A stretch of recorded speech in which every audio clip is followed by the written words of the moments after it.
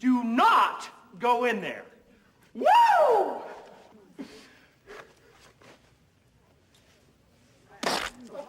We're not doing an intro, we're starting right here. This man walked out of a bathroom, looked a room full of people dead in the eyes, and delivered the most absurd warning in film history. And everyone just accepted it, because it's Jim Carrey. The normal rules don't apply. Okay. Everyone credits the CGI here, and sure, the CGI is there.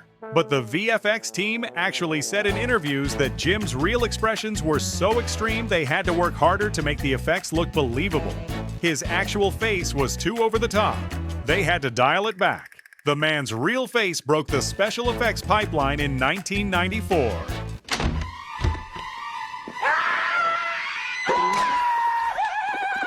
The color of this pen is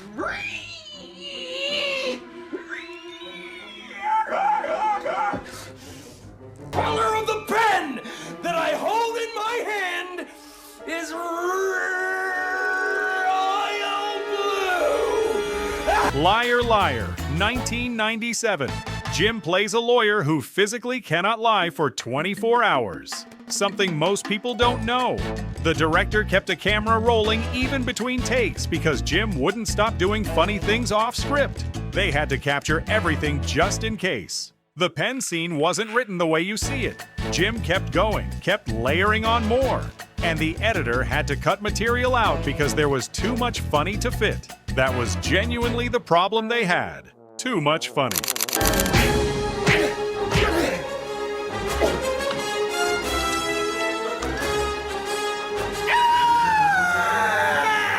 And then there's this. Jim Carrey beating himself up in a bathroom, and not in a fake way. He actually bruised himself across multiple takes.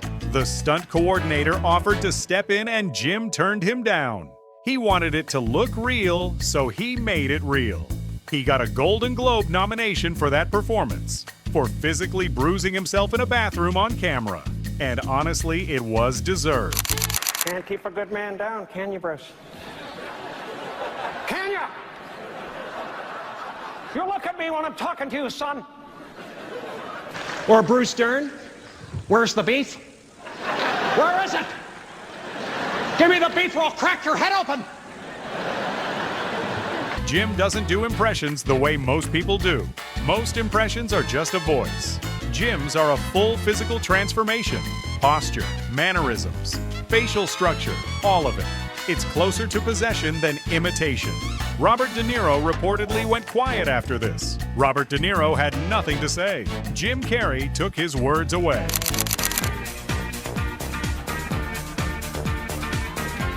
This head bob right here. Think about how many people have done this exact move. In their car, at their desk, at a party. Jim Carrey did this in an SNL sketch in 1996. And accidentally created one of the most replicated physical gags in the history of the internet. And the internet barely even existed at the time. Hadaway's song, Jim's Neck, 30 years ago. We're still doing it. We're never going to stop.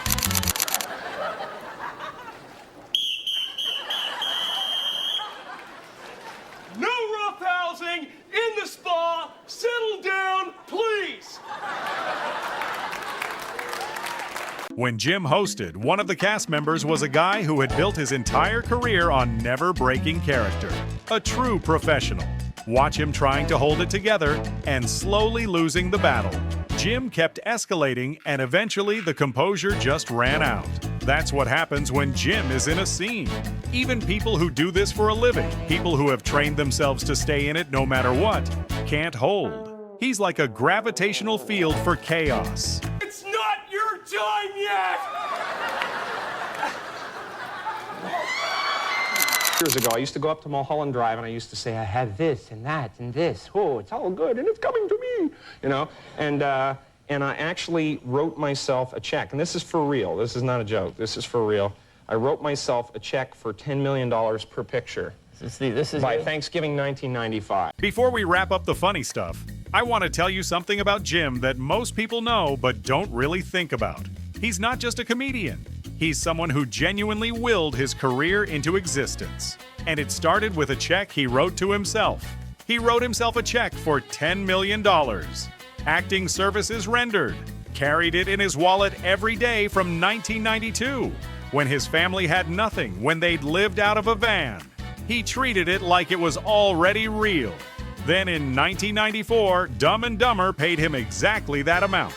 And when his dad passed away, Jim put the check in his pocket at the funeral. That's not a story someone made up. That actually happened.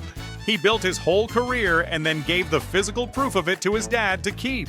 I still don't really know what to do with that. I noticed that it changes you in little ways. Like, it's changed the way I laugh at parties. Oh, really? I used to go, that's really funny. You know, now I go, oh! Oh, oh, beautiful! 15 seconds long, 29 million views. Jim sits on a couch and shows Letterman how wealthy people laugh. And that clip became one of the most shared videos of the 2000s. Not a movie scene, not a sketch. Just him sitting on a couch being himself. You could point a camera at this man doing almost anything and people would watch. That's a different level of famous. Hello, welcome to Dendy Burger. I'm Jerry. This is my trainee, Terry. Hi. What can we get for you today? Cheeseburger, cheeseburger, cheeseburger! And this bit on Fallon. Fake floppy arms, full-on soap opera dramatics. And Jim plays the entire thing completely straight. Jeff Daniels is falling apart. Jimmy Fallon gave up pretending long before it ended. Jim never once broke. Fake arm flopping around, delivering lines like he's accepting an Academy Award. That's the thing people often miss about Jim. It looks like pure chaos, but there's real control underneath it. He knows exactly what he's doing. The lunacy is precise.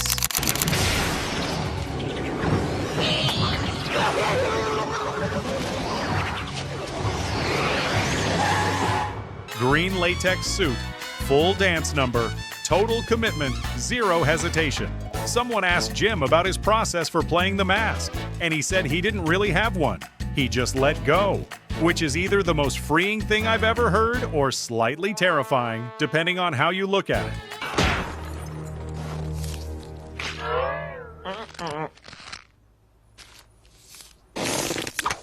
Look, Ma!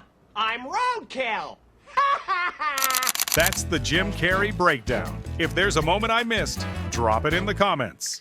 Like the video if this made you want to go rewatch something tonight. Subscribe if you want more of these. See you in the next one.